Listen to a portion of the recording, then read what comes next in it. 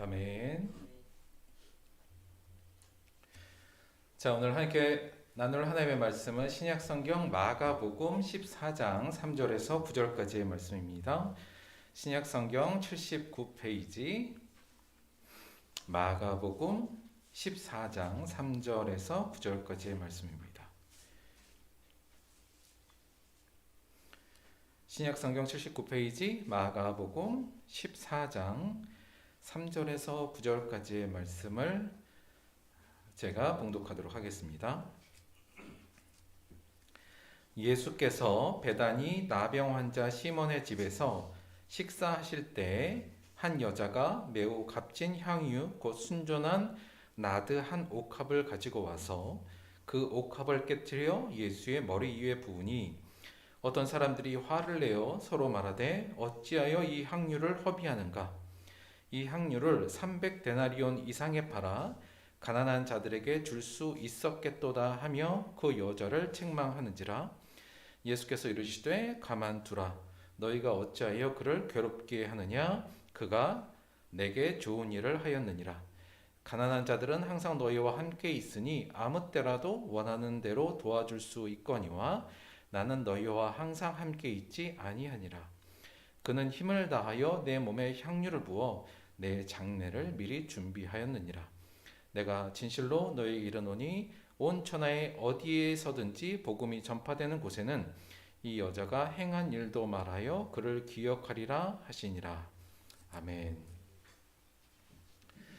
자, 오늘은 마가복음 14장 3절에서 9절까지의 말씀을 중심으로 해서 예수님의 위로자 이런 제목으로 하나님의 말씀 함께 나누도록 하겠습니다. 제 기억이 좀 부적절하긴 한데요. 제 생각에는 제가 이 영화를 초등학교 3학년, 4학년 요때 본 것 같습니다. 슈퍼맨 2라는 영화예요. 당시 영화 포스터인데 당시에 그 서울에 있는 대한극장 70mm 대형 화면 유일한 극장이었죠. 거기에서 이 슈퍼맨 2가 개봉을 했습니다. 그 전에 슈퍼맨 1이 워낙 유행을 한 터라 슈퍼맨 2가 워낙 사람들이 많이 몰렸고 큰 대형 화면에서 이 영화를 봤을 때의 감동을 아직도 잊을 수가 없습니다. 요즘은 다양한 히어로물들이 많잖아요. 무슨 뭐 스파이더맨도 있고 아이언맨도 있고 그랬는데 제가 어릴 때는 유일한 히어로였고 지금 있는 수많은 히어로들의 아마 원조격이 이 슈퍼맨이었던 걸로 기억합니다. 슈퍼맨의 영화를 보면 원편도 그렇고 이때 나왔던 2편도 그랬지만 제 마음을 굉장히 설레게 하는 부분들이 굉장히 많았어요. 특별히 슈퍼맨 2에서 이 장면은 아직도 잊혀지지 않는 장면인데 뭐냐면 어떤 아이가 이제 나이아가라 폭포 난간에서 장난을 치다가 아이가 이제 난간에서 나이아가라 폭포 밑으로 떨어집니다. 근데 그때 슈퍼맨이 그 주변에 있었어요. 그래서 사람들이 막 소리를 지를 때 슈퍼맨이 급하게 옷을 갈아입으러 어딘가를 뛰어갑니다. 그러고는 슈퍼맨 음악 있잖아요. 왜 딴따단 딴따다다다 이거 나오면서 슈퍼맨이 어느샌가 쑥 이 나이아가라 폭포로 날아와요.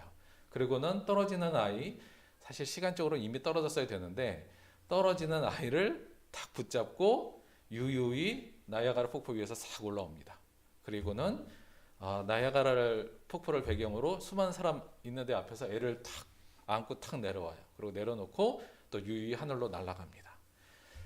이게 얼마나 그때 제가 어렸을 때 봤을 때는 너무 멋있던지 굉장히 좀 감동받고 그리고 이 슈퍼맨이라는 영화를 그래서 그 본 이후로는 아마 그 당시에 제 또래 정도 되는 사람들은 다 그 보자기 목에 걸고 날아다니고 뭐 그랬던 걸로 기억을 합니다. 근데 슈퍼맨이 정말 매력적인 건 뭐냐면 당시 이 배우가 크리스토퍼 리브란 배우 잘생겼잖아요.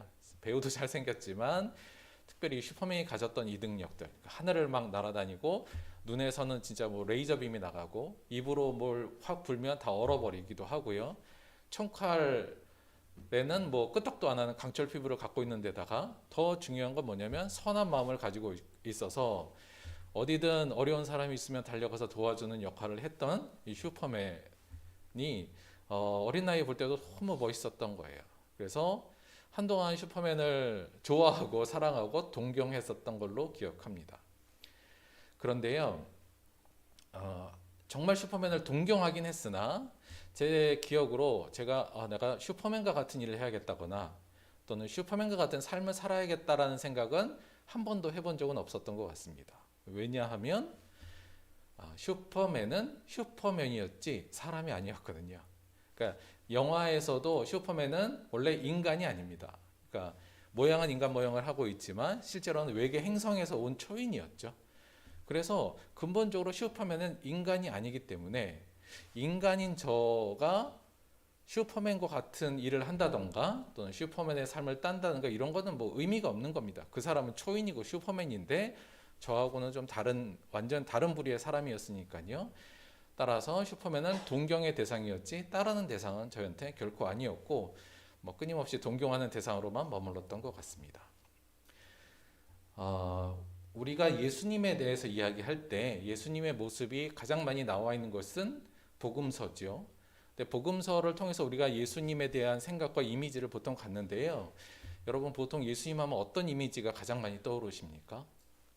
예수님 하면 보통 어떤 모습이 많이 우리 안에 자리 잡고 있냐면 보통 이런 모습인 것 같아요. 첫째, 예수님께서 바람과 풍랑을 잔잔케 하시는 이 모습, 말 한마디로. 또 우리가 알고 있는 예수님의 모습은 병자들, 특별히 뭐 장님을 눈을 뜨게 하고 중풍병자를 걷게 하시고 더 나아가 죽은 자를 살리신 것까지 이런 치유의 능력을 막 발하시고요. 또 예수님께서는 말 한마디로 사탄을 쫓아내시고 사탄과 싸워 쉽게 그를 이기시고 그를 물리치신 장면도 우리가 많이 기억하는 장면이고요. 아울러서 예수님께서 무리를 걸으셨어요. 그렇죠? 우리는 상상할 수 없는 무리를 걸으시는 모습을 통해서 우리와는 전혀 다른 모습을 보여주셨죠. 대부분의 성화들도 다 이런 그림이잖아요. 그리고 우리가 그래서 대부분의 예수님의 이런 슈퍼맨 같은 모습들이 대부분 성화로 우리 곁에 많이 있고 따라서 예수님의 모습에 우리의 대부분도 예수님은 슈퍼맨 같다 이런 느낌이 이미지가 많이 박혀 있는 것 같습니다.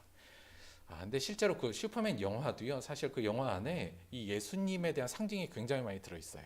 그러니까 그 영화 자체도 잘 보면 슈퍼맨 2 같은 경우에는 슈퍼맨이 인간을 사랑해서 평범한 사람이 됐다가 다시 슈퍼맨이 되는 그런 과정도 나오거든요. 마치 예수님께서 죽었다가 부활하는 그런 상징도 있고 전체적으로 이 예수님을 약간 어떤 빗대어서 슈퍼맨 영화가 그런 상징들이 많이 있어서 어찌 보면 우리가 더 예수님의 모습에 슈퍼맨의 모습을 많이 매치시키는 그런 일도 좀 있는 것 같다는 생각도 개인적으로 듭니다.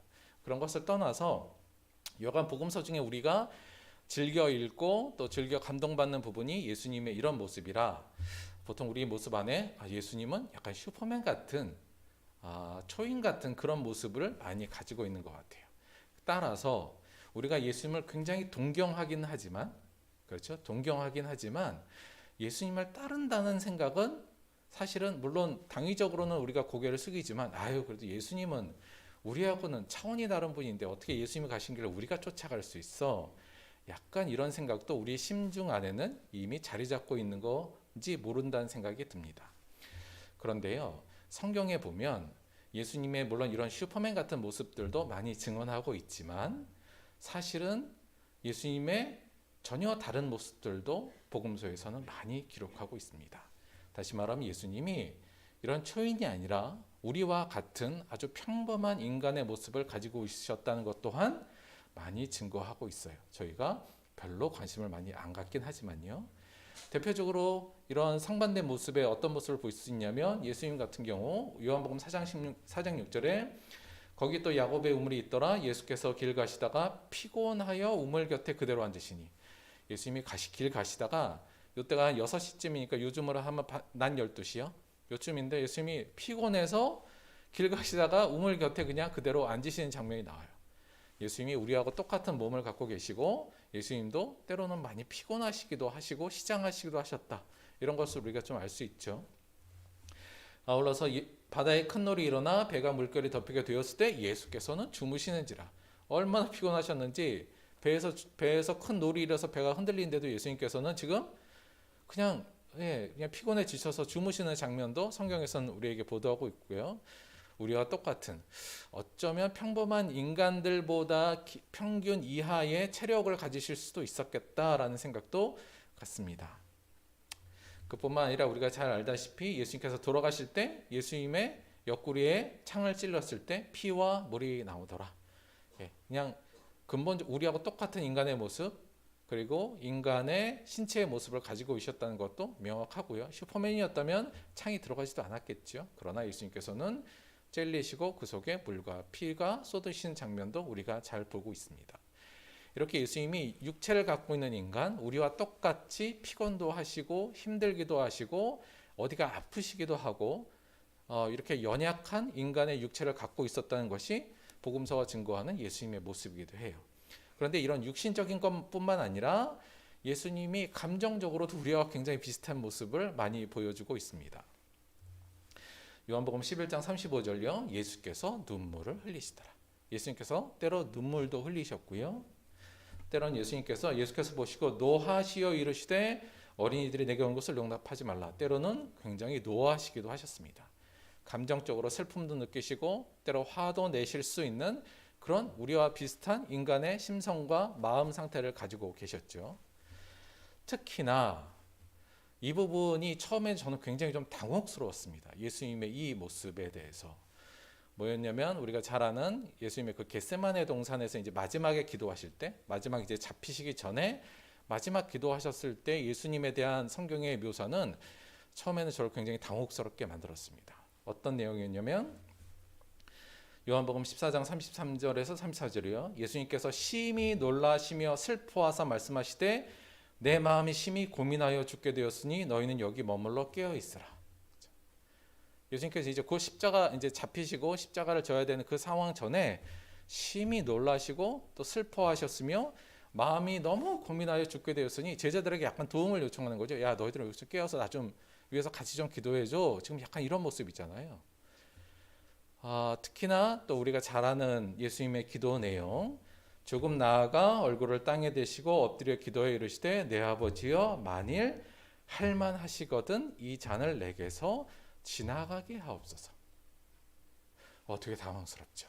왜냐하면 우리가 아는 예수님은 이런 어려움과 고통쯤은 그냥 흔들리지도 않고 굳건히 가실 것 같은데 예수님께서 이 말은 지금 십자가의 그 순간 그리고 그 고통의 순간 앞에 예수님께서 흔들리셨다는 얘기거든요. 심정적으로 지금 흔들리고 계시다는 겁니다. 우리가 알고 있는 왼쪽에 있는 예수님의 모습과는 전혀 다른 모습의 예수님이 여기에 나와 있죠. 한마디로 예수님은 이런 두려움과 고통 앞에서 우리와 똑같이 흔들리시던 분이었다는 겁니다. 물론 예수님은 그 안에서 그러나 내 원대로 마시고 아버지의 원대로 하옵소서 이렇게 이겨내시기도 하셨고 결국은 십자가의 길을 가셨지만 예수님도 우리와 같이 하나님의 뜻을 이행하고 하나님의 뜻을 순종하는 길에 많이 흔들리시고 많이 고통스러우셨다는 것이 오늘 보도하는 내용입니다. 이 오늘 말씀에서 알 수 있죠. 처음에 이거 조금 당황스러웠어요. 저는 이 본문 보면서 예수님도 흔들려? 그래서 처음에 굉장히 좀 당혹스러웠는데 조금 더 깊이 생각하자면 물론 우리가 교리적으로는 예수님이 온전히 인간일 수밖에 없는 이유, 예수님은 온전한 100% 하나님과 동시에 온전히 인간일 수밖에 없었던 이유를 예수님이 우리를 대신하여 속죄자가 되기 위해서 우리와 똑같은 인간의 모습이 될 수밖에 없었다. 우리가 교리적으로는 또 그런 얘기를 하기도 합니다. 그런 걸 떠나서 이 당혹스러움이 저한테는 굉장히 좀 위로와 오히려 은혜가 되었던 것은 그렇지. 예수님도 우리하고 똑같이 많이 흔들리셨구나. 그러니 지금 흔들리고 있는 우리들의 마음과 우리들의 연약함을 그렇게 잘 아시고 지금도 우리를 긍휼히 봐주시고 도와주시려는 거겠지. 이런 마음이 더 들어서 그 이후에는 굉장히 이 부분이 예수님의 인간적인 모습이 은혜롭게 저에겐 다가왔는데 처음에는 사실 굉장히 당혹스러웠다는 것을 말씀을 저도 좀 드립니다. 그런데요, 이 말은 거꾸로 얘기하면 이렇게 얘기할 수도 있습니다. 뭐냐면 예수님을 따르는 것은 우리가 인간으로서 충분히 우리가 할 수 있는 일이다. 왜냐하면 예수님은 우리와 똑같이 흔들리시고 똑같은 어려움과 하나님의 뜻을 향해 가는 길에 어려움과 고통을 분명히 예수님도 느끼셨고 인간으로서 온전히 느끼셨기 때문에 우리 또한 인간으로서 그 길을 갈 수 있다. 예수님이 가신 그 길은 예수님이 초인으로서 가신 길이 아니라 한 나약한 연약한 인간의 모습을 이겨낸 것이기 때문에 우리도 마땅히 그 길을 가야 한다는 당위성을 명확하게 해주는 부분이라고도 볼 수 있습니다. 예수님도 우리보다 더 연약한 모습으로 이 길을 걸어갔으니 우리 또한 갈 수 있다는 얘기죠. 그런 의미에서 예수님의 이러한 연약한 모습 그리고 흔들렸던 모습은 또 다른 메시지를 저희들에게 던져주고 있다, 이렇게 볼 수 있습니다. 저는 이 두 부분이 조금 더 저희들에게 균형 잡혔으면 좋겠어요. 그러니까 이 예수님에 대한 이미지가 너무 우리가 예수님을 슈퍼맨 같이 보는 경향이 있는데 이 부분을 조금 더 집중할 필요가 있다. 그 부분도 함께 말씀을 드립니다. 자, 그러면 십자가에 달리기 전 예수님의 마음 상태는 어땠을까? 이 부분을 조금 더 같이 보려고 해요. 그러니까 지금 저희가 이제 절기상으로 지금이 이제 종료주일이고요. 예수님이 십자가 달리실 날이 금요일로 따진다면 지금 예수님이 그 이제 십자가 달리기 위해서 예루살렘 성전 이제 예루살렘에 올라오시는 장면부터 우리가 종료주일로 우리가 지키고 많이 알고 있지 않습니까? 그래서 십자가 달리기 전에 예수님의 마음 상태는 그럼 앞의 내용들을 볼 때 어땠을까를 한마디로 생각해 보자면 아마도 예수님의 상태는 두려움과 고독 속에 있었을 거다, 이런 생각이 듭니다. 사실 이 부분이 굉장히 중요해요. 어떤 부분이냐면 예수님께서 돌아가시기 한 일주일 여간의 이야기가 성경에서 굉장히 많은 부분을 차지합니다. 그러니까 마가복음 같은 경우도 전체가 예수님의 공생애를 16장에 걸쳐서 보도하는데 예수님이 이 마지막 십자가 달리기 한 일주일 여간을 한 6장 정도 할애하거든요. 그 이유를. 그러니까 이 예수님의 십자가 달리기 시전 한 일주일 정도의 내용이 굉장히 지금 비중 있게 성경은 보도하고 있다는 거고요. 그 한 열흘간의 예수님의 심정이 어땠을까를 생각해 볼 때 근본적으로 저는 예수님도 똑같이 두려움을 느끼고 계셨고 더 나아가서 심정으로는 굉장히 외로우시고 고독스러우셨다, 이었을 거라는 생각이 듭니다. 두려움은 인간이 겪을 그 육체적 어려움에 대해서 당연히 느끼는 두려움일 거고요. 근데 저는 조금 뭘 좀 더 보고 싶냐면 예수님의 이 고독 부분이요. 예수님이 굉장히 외롭지 않았을까, 이런 생각을 듭니다. 왜 그러냐면 예수님이 십자가 지시기 전에 이미 제자들에게 여러 번 많은 고통을 당하여 죽고 3일 만에 부활할 거예요라는 이 부활 예고, 십자가 예고를 이미 하십니다. 3번이나 하시거든요. 그런데 그 하실 때마다의 반응이 굉장히 성경에서 굉장히 이게 재밌다고 하면 좀 그런데 한번 볼게요. 처음에 예수님께서 이 부분을 예고하신 부분입니다. 마가복음 8장 31, 33절에 예수님께서 이렇게 말씀하셔요. 인자가 많은 고난을 받고 장로들과 대제사장들과 서기관들의 버림받아 죽임을 당하고 사흘 만에 살아야 할 것을 비로소 그들에게 가르치되, 처음으로 얘기하셨어요. 예수님께서 나 이제 곧 죽을 거야. 그리고 쟤들한테 잡혀가지고 엄청 당하고 그러나 3일 만에 부활할 거야, 이 말씀을 하셨는데 그때 뭐라 그러냐면 베드로가 예수를 붙들고 항변했다, 이렇게 얘기해요. 이게 말이 항변이 조금 더 순화해서 번역한 거지 원어로 보면 베드로가 예수를 꾸짖었다, 이렇게 됩니다. 이게 뭐냐면 예수님께서 야, 내가 이제 새로운 정말 좀 비밀을 하나 알려줄게. 내가 이제 곧 대제사장에게 붙잡혀서 이들에게 붙잡혀서 곧 처참하게 죽고 그러나 3일 만에 부활했고, 이랬더니 베드로가 예수님을 붙잡고 하는 거죠. 지금 대체 뭔 소리 하는 거냐고. 그렇죠? 이제 빨리 예루살렘 올라가지고 왕이 돼가지고 로마를 쳐부수고 이 새로운 나라를 세우시고 왕이 되실 분이 그런 말씀하시면 되냐? 에이, 이렇게 한 거예요. 절대 그런 말 하면 안 된다. 지금 그게 무슨 말이냐? 말도 안 되는 소리를 하신다. 지금 이렇게 얘기한 거거든요. 누가요? 예수님의 수제자가. 예수께서 돌이키사 제자들을 보시며 베드로를 꾸짖어 이르시되, 여기 예수님 베드로를 꾸짖는 단어하고 베드로가 예수님을 항변한 그 단어가 같은 단어거든요. 그러니까 꾸짖어요. 예수님께서 꾸짖어 이르시되 뭐라고 하냐면 사탄아 내 뒤로 물러가라. 내가 하나님의 일을 생각하지 아니하고 도리어 사람의 일을 생각한도다. 이렇게 꾸짖으시죠. 내가 곧 죽을 거야. 그리고 십자가의 길을 갈 거야. 그랬더니 베드로가 대체 그딴 소리는 제발 하지 마시고 흔들리지 마시오. 이렇게 한 겁니다. 영광의 자리로 지금 가는 마당에 십자가라니요. 뭔 말입니까? 라고 오히려 예수님을 꾸짖고 예수님의 말을 이해하지도 못하고 오히려 예수님을 가로막는 모습이 바로 수제자의 모습이었어요. 두 번째 예수님께서 예고하십니다. 마가복음 9장 31절 33절이에요. 이는 제자들을 가르치시며 또 인자가 사람들의 손에 넘겨져 죽임을 당하고 죽은 지 3일 만에 살아나는 것을 말씀하셨기 때문이더라. 자, 제자들의 반응 볼게요. 그러나 제자들은 이 말씀을 깨닫지 못하고 묻기도 두려워하더라. 그 다음 말이 되게 재밌어요. 그러면서 가버나움에 이르러 집에 계실 때 제자들에게 물으시되 너희가 길에서 서로 토론한 것이 무엇이냐 하시되 그들이 잠잠하니 있는 길에서 서로 누가 크냐 하고 쟁론하였습니다.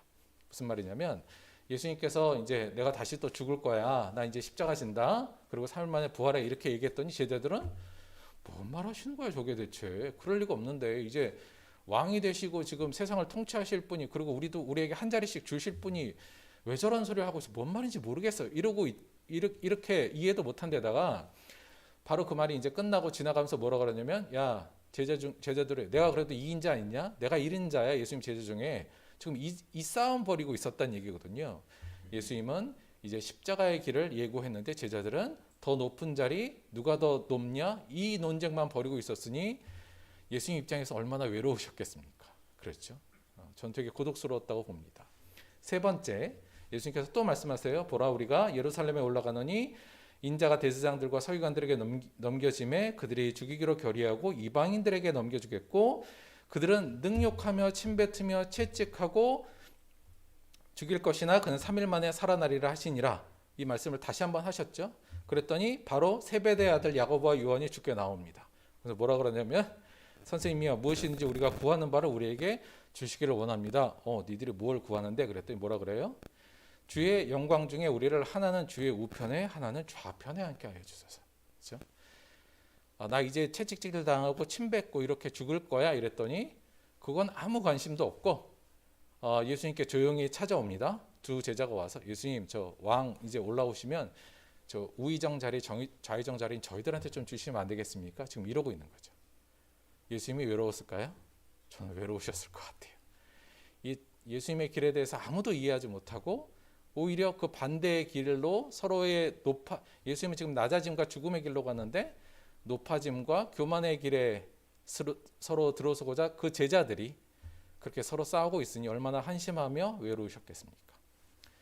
그리고 예수님이 마지막 결국 그걸 하시고 이제 예루살렘에 입성하시잖아요. 우리가 잘 아는 것 같이 종려주일에 예수님이 입성하시는데 입성하실 때 당시에 이제 유월절을 지키기 위해서 수많은 유대인들이 이제 예루살렘에 모였습니다. 외국에서부터 온 유대인부터 그들이 예수님을 보고 뭐라 그랬냐면 우리가 잘 아는 것 같이 많은 사람들은 자기들의 겉옷을 또 다른 이들은 들에서 벤 나뭇가지를 길에 펴며 앞에 서가고 뒤에 따르는 자들이 소리를 지르되 호산나 찬송하리로다 주의 이름으로 오시는 이여 찬송하리로다 오는 우리 조상 다윗의 나라요 가장 높은 곳에서 호산나 하더라.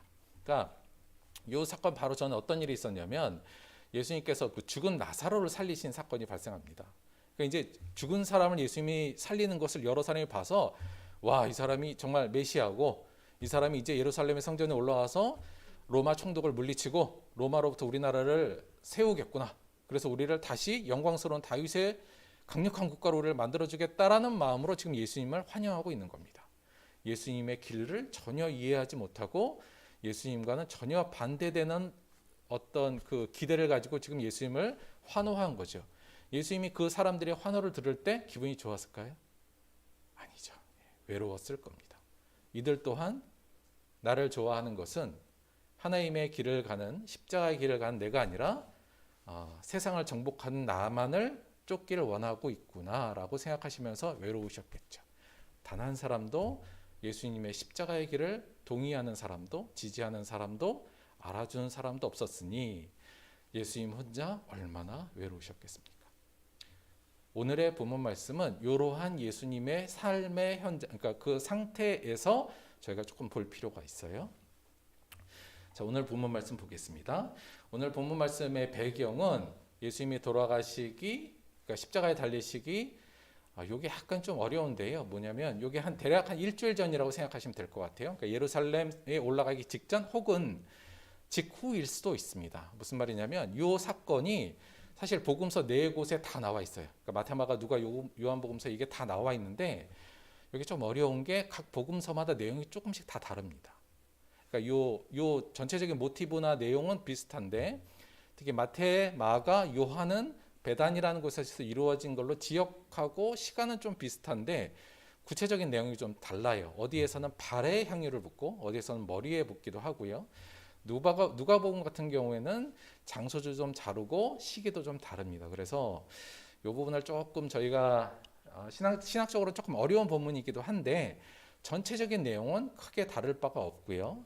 아울러서 그 부분에 대해서는 저희가 나중에 이제 공부할 때, 그건 공부할 때 저희가 조금 더 상세히 말씀드리고, 오늘은 마가복음을 중심으로 해서 요 본문 말씀을 한번 보도록 하겠습니다. 3절 배경이 나와요. 예수께서 베다니 나병 환자 집에서 식사하실 때, 대략 예수님이 이제 막 십자가 길을 가기 바로 전이라고 생각하시면 돼요. 이제 곧 이제 고통이 오기 시작하는 그 시점입니다. 근데 그때 예수님께서 베단이란 마을에 계셨는데, 이 베단이란 마을이 예루살렘에서 한 3km 떨어진 곳이에요. 그리고 전반적으로는 좀 가난한 사람들이 모여 사는 곳이었던 것 같아요. 우리가 아는 걸로는 그 나사로, 그렇죠? 죽은 나사로가 살던 동네이고, 그 예수님께서 이 예루살렘에 갔을 때 이 베단이란 마을에서 자주 이유하셨어요. 그 예수님께서 베다니 나병 환자 시몬의 집, 이건 정확히 누군지 모르겠는데 예수님께서 고치신 나병 환자 중에 한 명이지 않을까 그렇게 생각을 해요.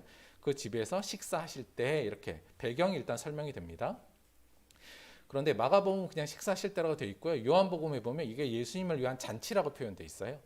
아마 이럴 수도 있을 것 같아요. 그러니까 나사로를 살린 동네잖아요. 그래서 그거에 대해서 예수님께 감사하고 축하하는 식사 자리, 잔치 자리였을 수도 있고, 더 나아가 이제 곧 예수님께서 왕위를 가지실 거라고 다들 예측했기 때문에 예수님을 향한 어떤 뭐랄까요, 이게 좀 올려드리는 잔치였을 수도 있을 것 같습니다. 조금 더 예수님 마음은 불편했을 것 같아요. 잔치였으니까. 예수님은 지금 곧 십자가를 지으셔야 되는데, 여간 그때예요. 그래서 다른 사람들은 다 즐거워하고 막 기뻐할 때, 제가 볼 때 예수님께서는 두려움과 고독의 마음으로 있었을 것 같습니다. 그때 한 여자가 등장합니다. 그 자리에. 여기서는 한 여자라고 되어 있는데요. 그러니까 마태나 마가복음에서 그냥 한 여자라고만 되어 있어요. 이름이 나와 있지는 않은데 요한복음에 의하면 이 사람은 마리아였습니다. 그러니까 누구였냐면 죽었다 살린 나사로의 동생 마리아예요. 마리아가 그 자리에 불쑥 들어오더니 어떻게 되냐면 매우 값진 향유 곧 순전한 나드 한 옥합을 가지고 들어옵니다. 여기서 그러니까 매우 값진 향유, 그러니까 나드라는 것이 예루살렘 지역에서 나지 않는 식물, 그러니까 저 멀리 메소포타미아나 인도에서 나는 식물의 뿌리로 추출한 향유예요. 향기 나는 기름. 근데 굉장히 그게 수입품이죠. 소위 말하면 수입품이기도 하고 굉장히 비싼 향유. 저도 이게 무슨 냄새인가 싶어가지고 사봤어요. 그래갖고 저희가 오늘 예배당에 조금 뿌려봤는데 제가 간이 적어서 조금씩만 뿌려가지고 냄새가 지금 안 난 것 같아요. 저 뒤에 놨으니까 혹시 궁금하신 분이 이따 가서 한번 맡아보세요. 여간 그 나드라는 굉장히 값비싼 향유를 옥합에 지금 넣어 있죠. 왜냐하면 이 향유잖아요. 향이 날아가면 안 되니까 향이 안 날아가도록 아마 옥합에 넣고 잘 밀봉했던 것 같습니다. 그것을 이게 뭐 굉장히 중요한 어떤 재산이기도 하고 어찌 보면 집안 갑오였을 수도 있을 것 같아요. 근데 마리아가 그 향유 순전한 나드 한 옥합을 든 향유를 가지고 예수님께 와서 옥합을 깨트려서 밀봉되었으니까 이제 풀기보다는 깨트린 게 쉬웠을 수도 있겠어요. 그것보다도 일단 깨트려서 예수님의 머리 위에 붓습니다. 자, 이게 일어난 사건이에요. 갑작스럽게. 그리고 오늘 본문의 두 가지의 말은 그거에 대한 반응이 나와요. 제자들과 주변의 반응과 예수님의 반응으로 나오는데, 자, 먼저 제자들의 반응이에요. 다들 어안이 벙벙했겠죠. 사실 이거 어안이 벙벙했을 겁니다. 근데 4절 어떤 사람들이 화를 내어 서로 말하되, 일단 여기서는 어떤 사람들이라고 나왔는데요. 다른 복음서에 보면 제자들이에요. 주변에 있던 제자들이 갑자기 화를 낸 겁니다. 왜 화났을까요, 여러분? 왜 화났을까요? 여기 말씀에 의하면 이게 허비했다 그래서 화났다고 되어 있잖아요. 그런데 저는 진짜 이게 가난한 사람들에게 나눠줄 걸 거기다 허비했다고 그래서 제자들이 화난 건 아닌 것 같습니다. 요한복음에도 이게 정말 가난한 사람들을 위해서 이 말을 하지는 않았다 이렇게 해설을 붙이기도 해요. 왜 화가 났을까요? 우리가 그 입장에 있으면 이거 갑자기 여자가 들어와서 이 비싼 향유를 예수님 깨트려서 예수님 머리에 부었을 때 왜 화가 났을까요? 저라도 화가 났겠어요. 왜요? 저 여자가 예수님께 잘 보이려고 저렇게 나왔네 이렇게 생각할 거 아니에요. 이제 왕이 되실 분 앞에 그야말로 이제 뭔가 좀 잘 보이려고 선수 치는구나. 아마 이 생각이 더 크게 들지 않았을까? 저는 그렇게 생각이 듭니다. 그런데 여간 화가 났겠죠. 그러나 말은 그 말로는 화를 못 내고 다른 말로 그 화를 표현합니다. 그런데 아마 이렇게 뭐라고 그러냐면 이 향유를 300데나리온 이상에 팔아 가난한 자들에게 줄 수 있었겠도다 하면서 그 여자를 책망하죠. 아마 이 말은 약간 그런 것 같아요. 뭐냐면 제자들이 예수님이 분명히 이렇게 저 여자에게 말할 것 같아라는 말을 제자들이 먼저 꺼낸 것 같습니다. 왜요? 그것도 좀 잘 보이려고.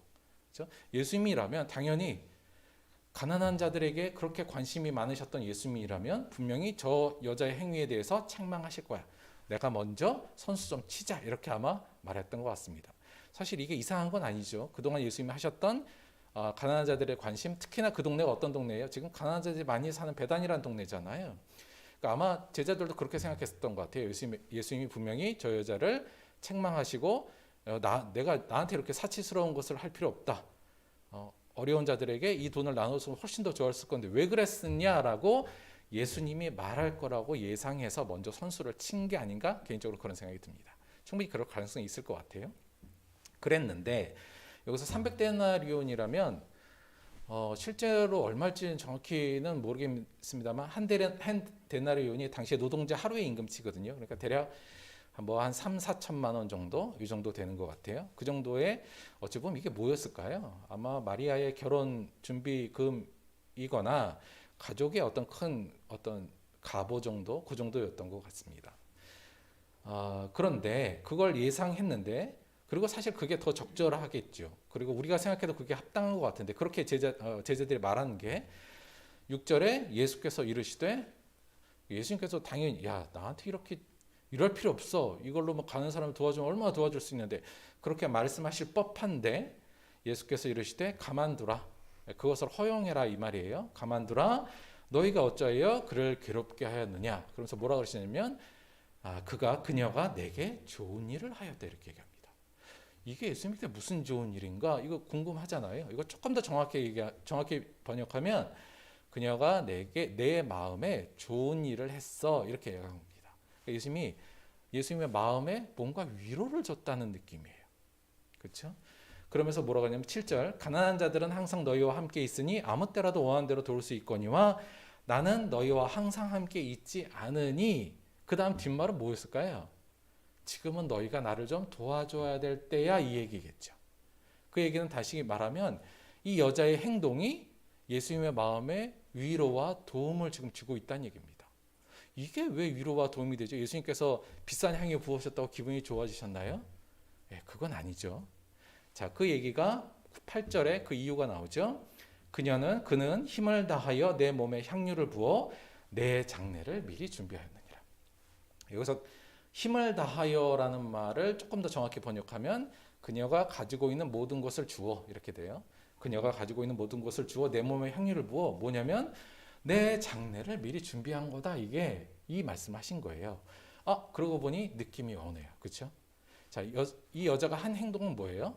옥합을 깨트려 거기서 흐르는 향유로 온 방 안에 더러운 냄새를 향기로운 향기로 가득 덮는 행위를 한 거잖아요. 예수님을 통해서 그렇게 된 거죠.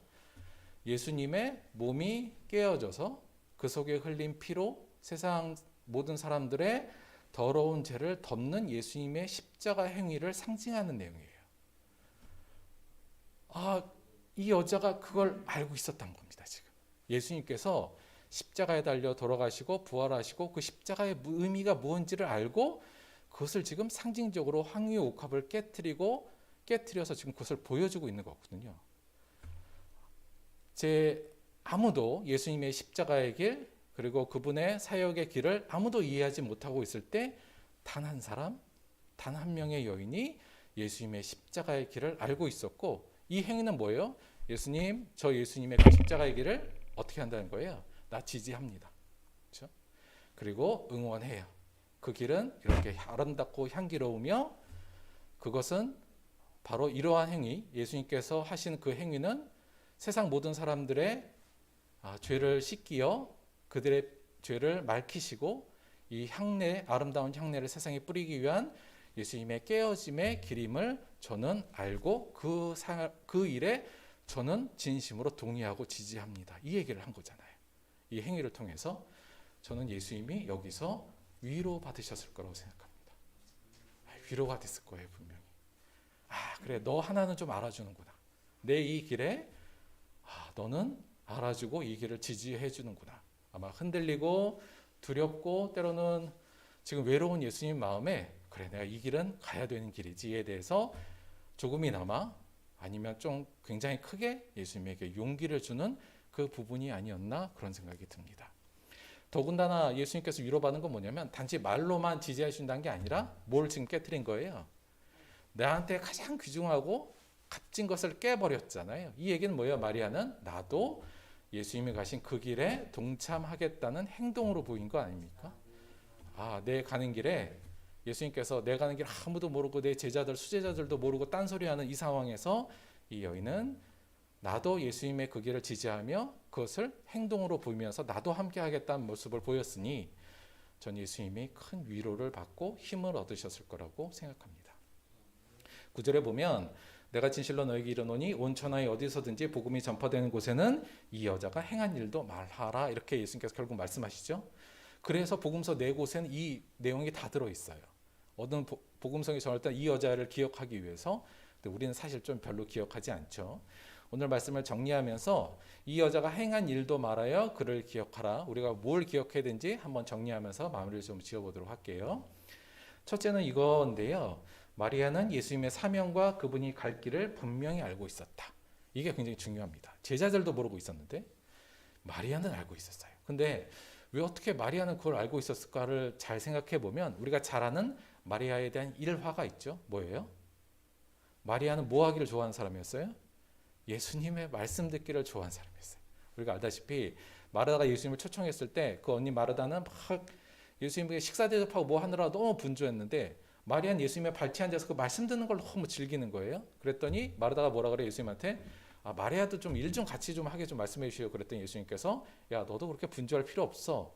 마리아는 자기가 좋은 것을 선택했으니 빼앗기지 않을 거야 이렇게 말했잖아요. 마리아는 첫째 예수님 말씀을 잘 듣던 사람이었던 것 같아요. 그리고 사실 제자들도 예수님 말씀 잘 들었잖아요. 근데 왜 마리아는 좀 더 특이했을까라고 생각하면 제자들은 그런 부분이 있었던 것 같습니다. 우리도 설교나 말씀을 들을 때 그렇지만 보통은 내가 듣고 싶은 말은 귀에 들어오면 머리에 담기는데요. 내가 별로 듣고 싶지 않은 말은 귀에 들어왔다 이쪽 귀로 흘러나가잖아요. 그러니까 우리가 말씀을 쉽게 편식해요. 그러니까 이건 의식적으로라기보다는 무의식적으로 내가 좋아하고 말씀은 내 마음에 담아두고 내가 별로 관심 없거나 또 내가 좋아하지 않는 말은 그냥 흘리는 게 보통적인 상황입니다. 아마 제자들은 다 그랬던 것 같아요. 그래서 자기한테 도움되는 말은 간직했으나 다른 말들은 다 흘리는.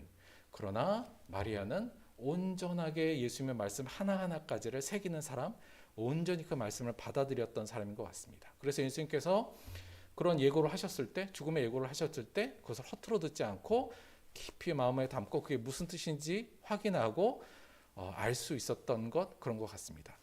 여기서 조금만 말씀을 좀 하나만 좀 곁들여 말씀을 드리면 보통 우리가 설교를 들을 때도 좀 비슷한 것 같아요. 뭐냐면 목사님 설교하면 막 이렇게 설교 듣다가 그러니까 목사님이 말하고 설교의 메인 메시지에는 별 관심이 없고요.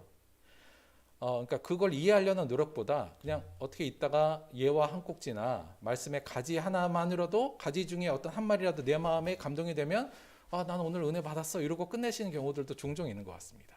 근데 제가 볼 때 그게 굉장히 좀 안 좋은 방식이에요. 그러니까 제가 예전에 어느 부흥사도 내가 뭐 이 말 저 말 다 할 테니까 여러분 알아서 하나만 은혜 받으면 돼 뭐 이렇게 말씀하시는 경우도 제가 들어본 것 같은데 그렇게 하시면 안 된다. 그러니까 말씀이 어떤 그 말씀의 전체 요지도 잘 파악하셔야 되고 전체를 받아들이려고 해야지 그냥 여러 말씀 중에 그냥 나한테 적용되는 것 그거 하나만 내가 그냥 적용하면 된다는 식의 말씀 듣기는 제가 볼 때는 굉장히 안 좋은 방법이다. 되도록이면 전체적으로 말씀의 전체 요지를 이해하고 받아들이는 노력을 하시는 게 맞다. 이것도 그냥 곁다리로 하나 더 말씀을 좀 드립니다. 제가 그래서 맨 마지막에 보통 정리해드리잖아요. 그렇죠? 한 번 더 정리해드려요. 그 내용 왜냐하면 그 내용 조금 가슴에 더 깊이 새기시라는 말씀을 하는 거니까 약간 전체적인 내용을 이해하려는 노력을 더 하시자. 그 말씀도 하나 부탁을 드리고요. 마리아는 그랬던 사람인 것 같고 두 번째 마리아는 십자가 길 앞에서 힘들어하시던 예수님을 지지하고 응원함으로 예수님을 위로하는 자가 되었다. 요거 저희가 정리할 수 있고요. 더 중요한 건 그 지지의 내용이 마리아의 응원과 지지는 단순히 말로만 하는 선언 저는 지지해요 이게 아니라 자신이 의지했던 모든 것을 던져서 예수님이 가신 십자가의 길에 나도 함께 하겠다는 행동으로 보여주었다는 것 그것이 마리아가 한 일이었다. 요건 약간 저희가 제가 상정해서 이렇게 마리아의 마음과 행동을 이해할 수 있을 것 같아요. 예수님, 저는 값진 향유를 내 안에만 보관하고 나 혼자 즐기려 하지 않고 나를 깨트려 많은 이들에게 흘려 모두가 누리도록 저도 앞으로 그렇게 살겠습니다. 예수님이 자신을 깨트려 그 흘린 피로 모든 이들의 죄를 사하시려는 것처럼 저 또한 제 것으로만 귀한 것을 내 안에만 두고 나만 즐기려 하지 않고 예수님이 그러셨던 것처럼 깨트려 많은 사람들에게 흘려보내는 사람이 되겠습니다라는 그 행위가 바로 마리아가 향유를 깨트려 예수님 머리에 부은 행위다. 그것에 예수님께서 큰 위로를 받으셨고 이 말씀은 우리 또한 이러한 결단이 필요하다는 것을 기억하라는 말씀으로 이해할 수 있을 것 같습니다. 여러분, 예수님은 지금 외로우실까요? 어떻게 생각하세요? 저는 지금도 좀 외로우실 것 같아요. 좀 인간적인 생각이지만, 왜냐하면 지금도 우리들이 예수님을 바라볼 때 예전에 그 제자들이 바라본 모습하고 거의 비슷하지 않나요? 예수님을 통해서 예수님을 조금 심하게 하면 예수님을 이용해서 내 문제를 해결하고 또 더 높아지고 또 좋은 것을 얻기 위해 예수님을 활용하려고 하는 그런 모습으로 우리가 예수님을 따르는 모습들이 굉장히 많잖아요. 그리고 오히려 예수님의 십자가의 길은 나와는 상관없는 길이고 내가 쫓을 수 없는 길이라고 생각하고 그냥 그것은 겉으로 그냥 흘려보내는 일이 우리의 모습이지 않나? 그렇다면 예수님은 지금도 좀 외로우시지 않을까?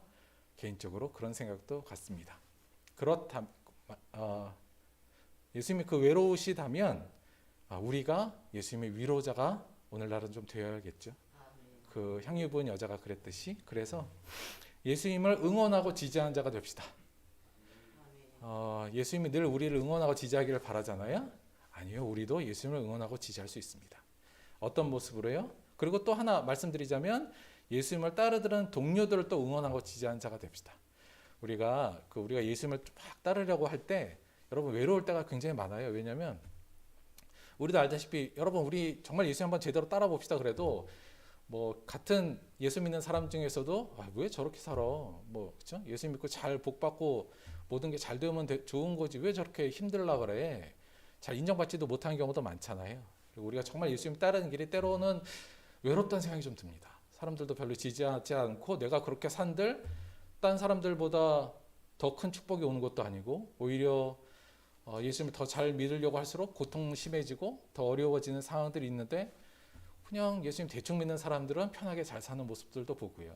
그 마음이 굉장히 외롭잖아요. 그렇죠? 그런 사람들에게 같은 신앙의 동료로 그 길을 지지해주고 아니야 그 길이 맞아. 그게 예수님 길 맞아. 나도 거기에 함께하는 사람이잖아. 우리 힘내자. 이러는 동료들에게도 위로하는 자가 되었으면 좋겠다. 예수님도 응원하고 예수님을 정말 따르려는 동료들도 응원하는 자가 되겠다. 좀 좋겠다. 근데 방식이 어떤 방식이에요? 예수님이 가신 길을 따라감으로 자신을 깨트려 자신의 향유를 흘려보내는 우리의 그러한 결단이 예수님도 응원하고 함께 있는 신앙의 동료들도 응원하는 모습이 저는 될 거라고 생각합니다. 이번 주가 무슨 주간이에요? 고난주간. 원래 고난주간 새벽기도도 하고 보통 많이 그렇게 하긴 하는데요. 상황적으로 저희가 좀 못하니까 단지 올 한 주는 이걸 좀 묵상하셨으면 좋겠어요. 내가 예수님의 응원자가 돼야지. 그리고 정말 예수님을 쫓아고자 하는 제대로 된 우리 동료들의 지원자, 그들의 지지자, 내 응원이 그들의 마음에 닿고 나의 이 지지가 예수님의 마음을 기쁘게 하기 위해서 내가 깨트려야 될 것들, 나의 완악한 것을 깨트릴 것은 무엇인가, 그것을 함께 고민하고 기억하시면서 한 주를 보내신다면 그것이 곧 예수님을 위로하는 또 귀한 모습이 될 거라는 생각이 듭니다. 한 주 동안 우리 사랑하는 들복교회 성도님 모두 저와 함께 그 일에 함께 하시기를 주님의 이름으로 축원드립니다. 기도하겠습니다. 우리 말씀 생각하시면서 잠깐 함께 기도할게요. 함께 기도하겠습니다.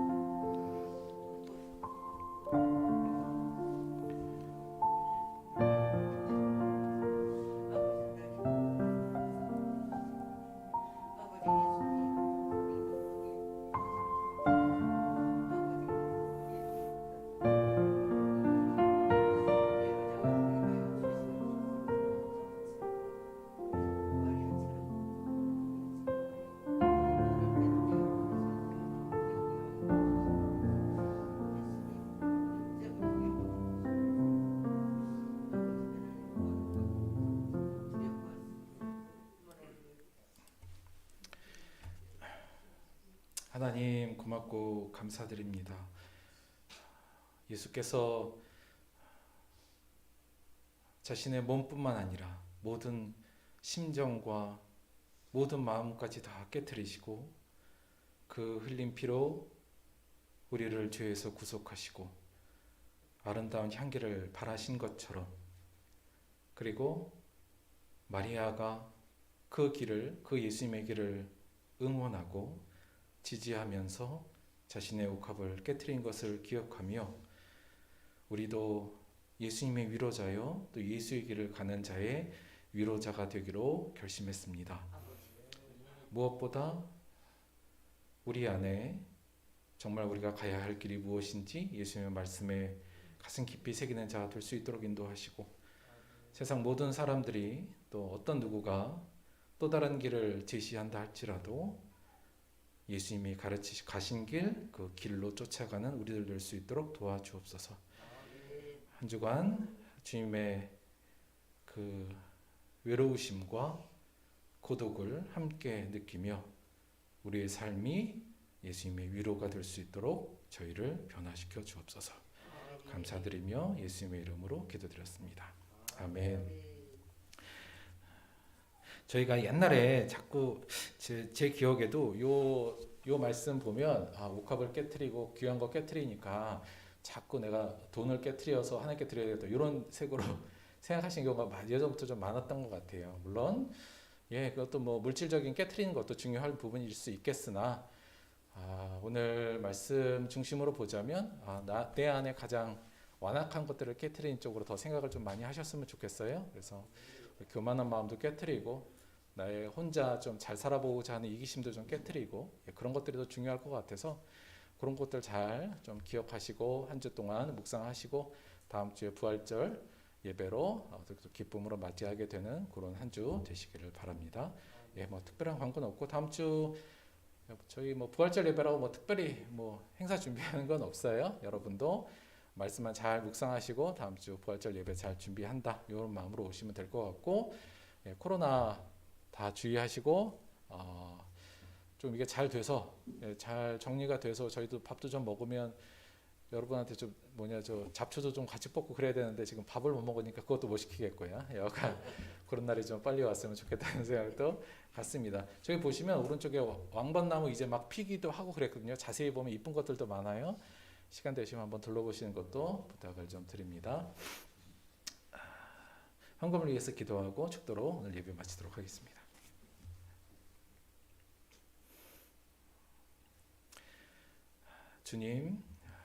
주님의 응원자요, 지지자요, 위로자로 살아보겠습니다. 우리의 삶을 통해 우리의 삶을 통해 예수님의 십자가가 헛되지 않음을 세상에 보일 수 있도록 저희를 변화시켜 주시고, 그를 통해 진정으로 예수를 쫓고자 하는 자들의 삶의 작은 위로들로 사용되는 우리들이 될 수 있도록 도와주옵소서. 주신 은혜 감사하여서 또한 마음을 담아 물질로 주님 앞에 내려놓았습니다. 이를 통해 주님의 그 사랑과 깨어짐의 향기가 세상에 번지도록 역사하여 주옵시고, 드린 손길마다 하나님의 위로자로서의 감격이 넘칠 수 있도록 함께하여 주옵소서. 예수님의 이름으로 기도드렸습니다. 지금은 우리 주 예수 그리스도의 은혜와 아버지의 영원하신 사랑과 보혜사 성령의 내주 교통하심이 내 안에 두꺼운 옥합을 깨트려 내 안에 아름다운 것을 세상에 흘려보내기로, 예수님과 같이 그 십자가의 길로 예수님의 동역자로 살기로 결단한 사랑 우리 모두 들법교회 성도님의 삶 속에 지금부터 영원토록 함께하기를 간절히 축원드리옵나이다. 아멘.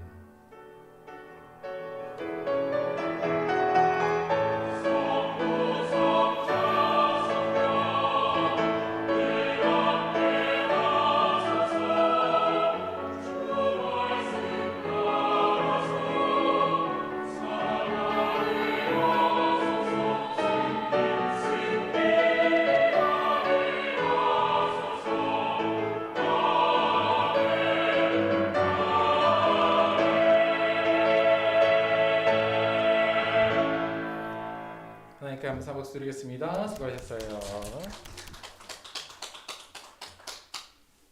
뒤에 나드 향유 냄새 테라피에도 좋다니까요.